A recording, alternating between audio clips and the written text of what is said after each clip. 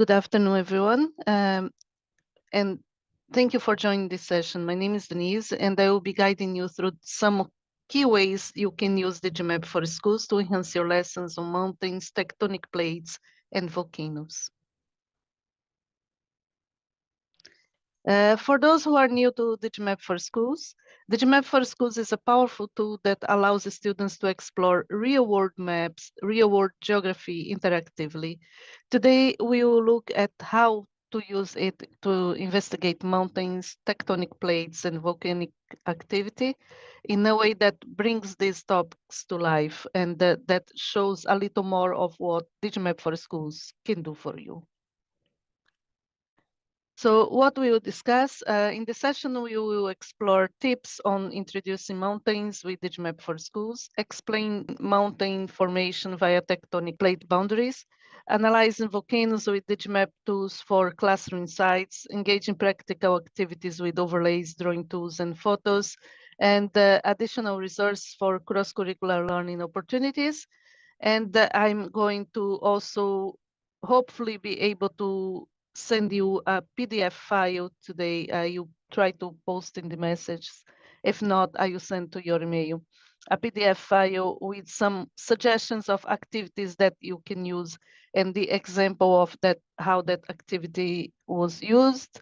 So if you want to use the activity straight away, just remove the images because then your students can find the images themselves.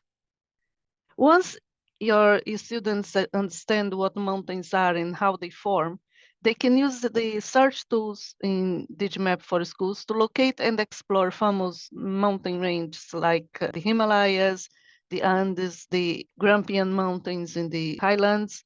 Here, for example, I searched for the Himalayas. I was then given the option to pick from places in the world or global landmarks. And I picked the global landmarks, and this is my results. So I can show you exactly what I've done. And let me go here. So if I search for Himalayas and press enter, I have two options. Place in the world, which will give me just the place where it is sitting, and global landmarks. And when I click on Himalayas mountain range, I will get a pointer showing me where the mountain range is. It will be the same for the Andes. So if I just look for Andes, I have it here already, press enter, go to global landmarks and the mountain range. And I can zoom out a little. The marker will be showing me where the Andes mountain range is. You can also use the overlays tool and to highlight mountain ranges in a specific area, and if you are in the UK, you can use photograph. Once again, let me show you how I've done that. I just need to switch it. I will be switching on from the presentation and onto Digimap for Schools. So if I click on the X, my pointer will disappear. I'm zooming out again. And if I go to overlays here and click on physical geography and go to mountain ranges, I will have the mountain range. I will have all the mountain ranges that are available in the Digimap for Schools. And as I was interested in the Andes, here it is, and I can look in this way. Or I can look at different types of mountain ranges and the different places in the world and compare them as well. And that is by using the Digimap for Schools overlays.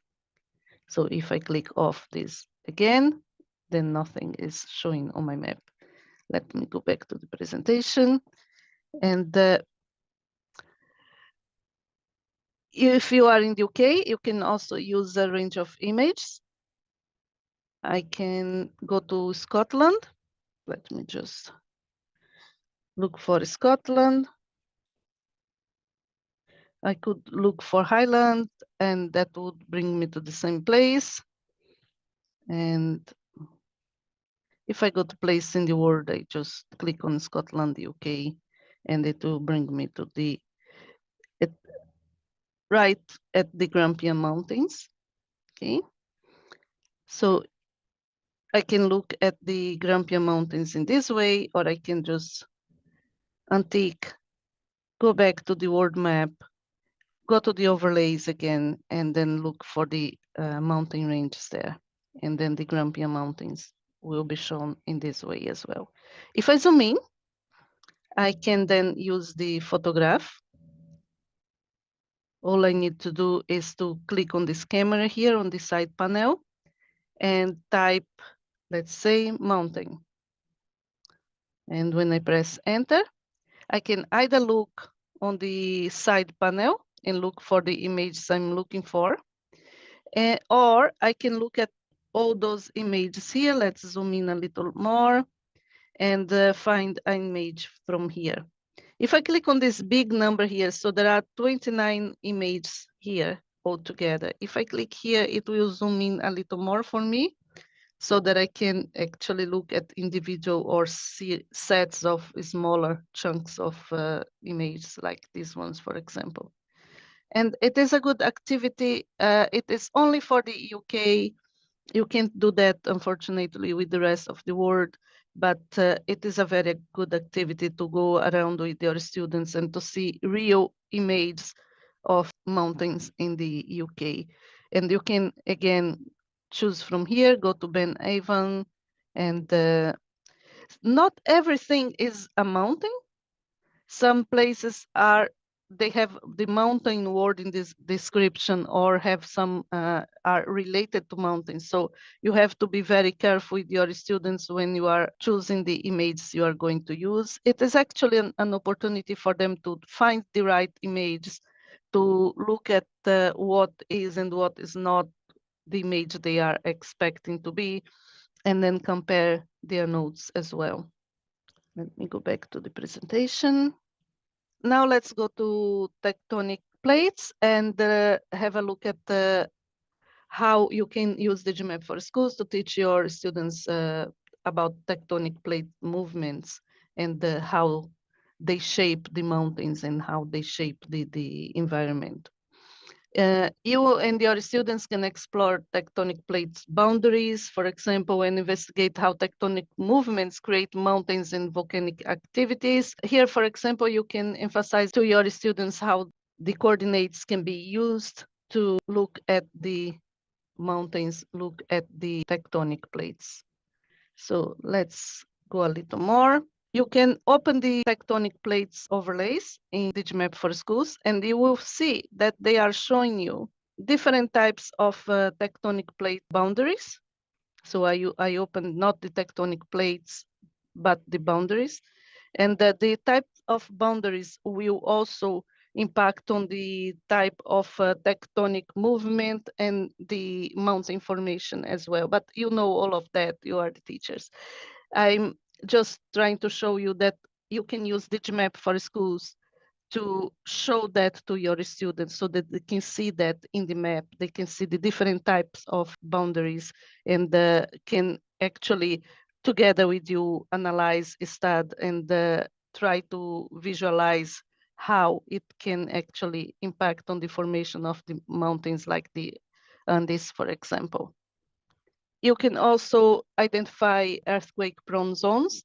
Identifying earthquake-prone areas helps explain how the movement of plates also leads to seismic activities. And as a practical activity, students can search for mountain ranges near plate boundaries and discuss how they are formed, for example.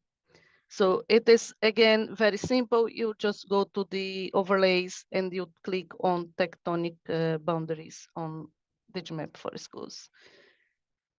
And these investigations will encourage your students to think about how dynamic the Earth is and how it keeps on moving and in which way it moves and what are the consequences of that type of movement or any other type of movement. So continue here.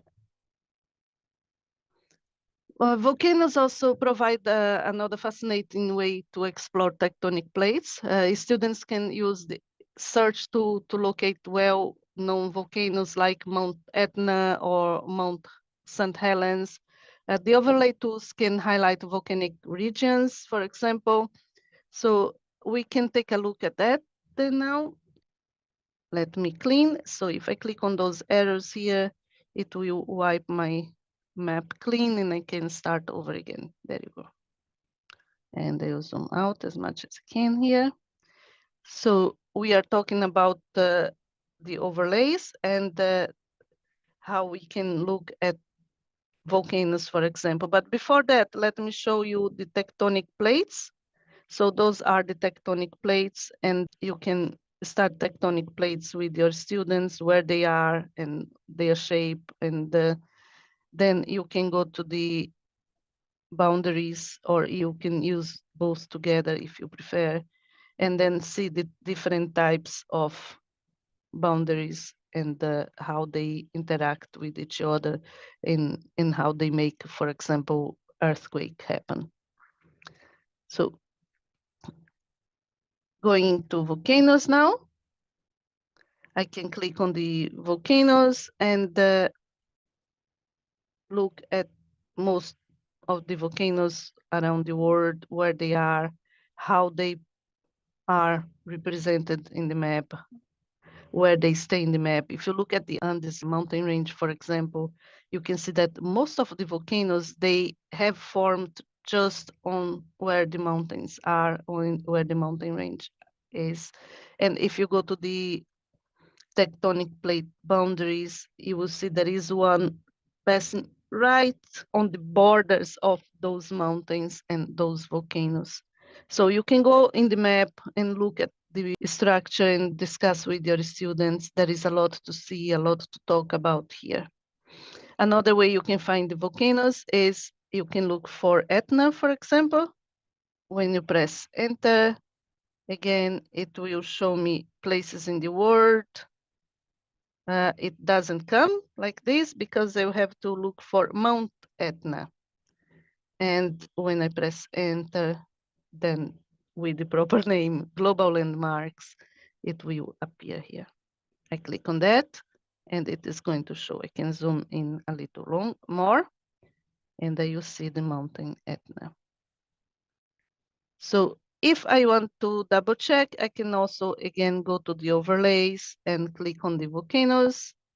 And there is my volcano, right where the pointer is. There is something else I can do here. I can click on map for information. And when I click on this symbol, it will get white. I go to the volcano. I click on my volcano and I have a box with information about my volcano. So I have the volcano number, the name of the volcano, the type of the volcano, the last eruption, elevation, rock type, tectonic set. So from here, there are so many activities already you can do with your students. You can ask them to fill up a table, for example, and give them the name of some volcanoes, and they will compare them, bring this table for each one of them, and then put them together in a table that you provide printed, put the results, give the answers, and discuss that and compare. And you can see that down here, there is also the coordinates, and these coordinates you can use for a CSV file, which I'm going to show you later on. Okay. Now let's go back to the presentation.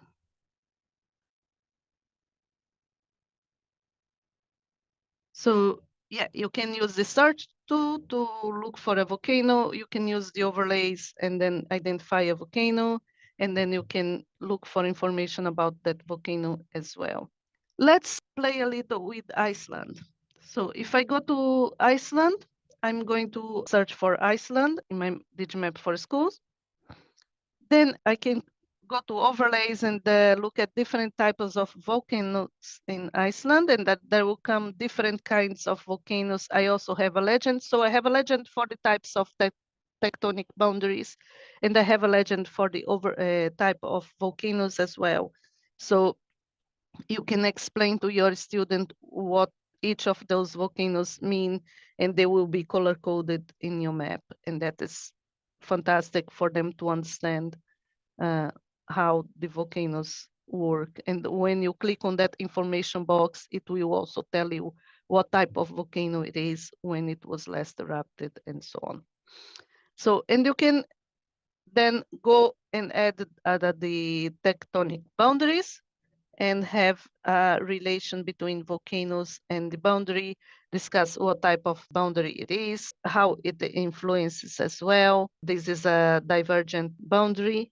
So what is the consequence? What does it mean for Iceland as a country, for example? There are lots of activities, again, you can do with this. I mentioned before, I also work with a CSV file. So you can either collect from the information of each volcano that you are interested, and that is an easy way to do that. Or in my case, I was a little impatient, let's put this way.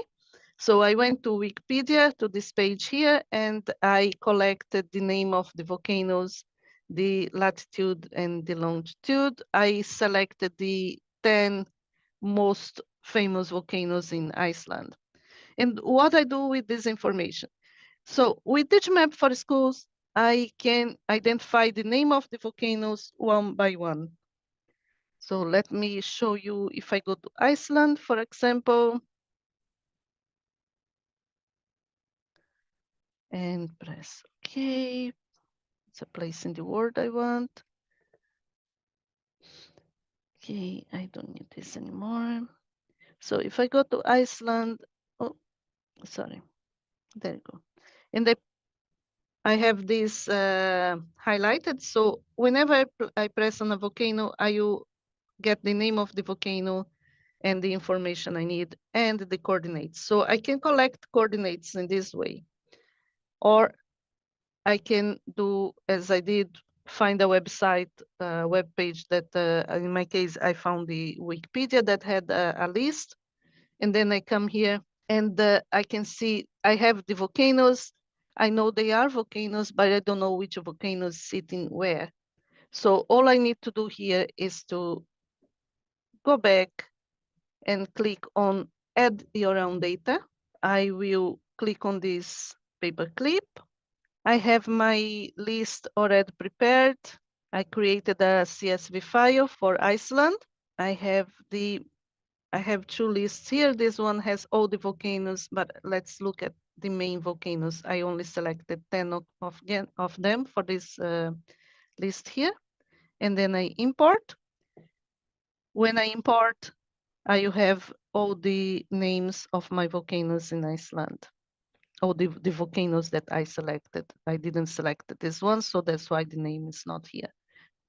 So you can actually go not just in Iceland, wherever in the world, whichever volcanoes you are. So select the 10 most active volcanoes in the world, the biggest one, or whatever criteria you decide, and create a CSV file, which is simply, as I showed in the PowerPoint, is simply the label, which is the name of the volcano, latitude and longitude. And then once you are going to save it, instead of save as Excel file, save as a CSV file. And when you add it to your map, it will appear in the map with the names that you selected. So that is a nice idea to work and to identify the volcanoes. And from there, students can use the drawing tools and then draw lines. And for example, I will show you now on the Digimap for schools. It's easier. So what I can do here, since I have those volcanoes, I will remove the volcanoes overlay. So I don't have all the other volcanoes here distracting me. I have only the ones I selected. I can go to the word human geography and look at population density. That will show me where in Iceland the population is more dense. So what I can do now is I go to drawing tools, draw a line between my volcano and the population. double click to finish. I can draw another line between this volcano here, which I think is quite close to this population here. Double click to finish. So I'm just trying to make understand how close the volcanoes are from the population. And what I can do is go to the measuring tool. And when I click on the line, it will show me. I have the number on top of the, so I will put this number here so that it is easier to see. Okay. So I can go again and click on measure and measure this line here and see that the population is 61 kilometers. And that is in kilometers. I can actually choose miles and go, when I click on this one here, it will give me the result in miles. And again, the number is overlapping. I will click here, click on my number. I don't need to rewrite it. I just need to move it a little more. And then I have a map that I can work with, and I can discuss with my students how far the population is from the volcanoes and what the result is. You can actually go online and look for the outreach of the last eruption of one of the volcanoes in Iceland or the Mount Etna or so, and look at the population and look at who would need to be evacuated and what the results are if one of those volcanoes decides to erupt. So that is another idea that you can work with your students. Now, let's look at our very own extinct volcano, Artosit in Scotland. And Artosit in Edinburgh is a great example of how past volcanic activity shaped the landscape. Using Digimap for schools, the students can explore its geographical features and compare them with active volcanoes elsewhere. So what I've done here is, again, I used photograph and looked at the aerial image compared to the OS image. And that way students can also learn about all those lines, so they can learn a little more about longitude and latitude, and they can also see the volcano as it is from the air and activate images of Artosit, for example. And that is another idea you can use with your students. To help you to integrate these activities into your teaching, Digimap for Schools offers a range of resources, including lesson plans and interactive maps overlays. And we are currently working on producing more resources. So shortly there will be enough resources that you can just pick one and go and create your lesson from there. And you can also use historical maps to compare past and present landscape, link geography with science and history for cross-curricular projects, and encourage student-led investigation using Digimap for schools. I've prepared as well a set of activities, which are just suggestions you can use with your students. You can open and take a look and see and what you can do. And these activities will show the steps that I've just gone through with you. You can, again, just take a look at the activity and let us know if you like it. So some resources that I've used here. So BBC Bite Size has good resources, and you can combine their activities with Digimap for schools and go and investigate and analyze what they are saying there. And if you have any questions, so please feel free to ask now, and I will be happy to answer. And in any case, if you don't have a question right now and you think about something later, just get in touch and we'll be happy to answer and to talk to you, whatever it is.